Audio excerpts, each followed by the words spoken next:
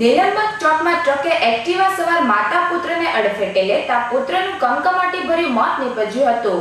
શાસ્ત્રીનગરમાં રહેતા હિતેશભાઈ લુંભાણીના પત્ની બિંદિયાબેન હિતેશભાઈ લુંભાણી તેના Activa scooter number GJ4 BP 2685 પર તેના પુત્ર સાહિલ લુંભાણીને લઈને જઈ રહ્યા હતા।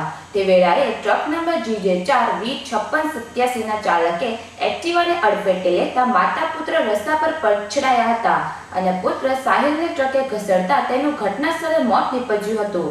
આ બનાવની જાણ નીલમબાગ પોલીસ મથકને થતા પોલીસે દોડી આવી ટ્રકના ચાલક વિરુદ્ધ અકસ્માતનો ગુનો નોંધી જરૂરી કાર્યવાહી હાથ ધરી હતી।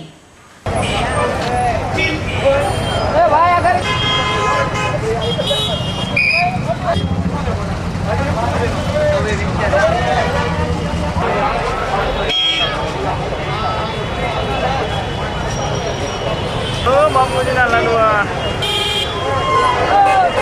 ફોન કરી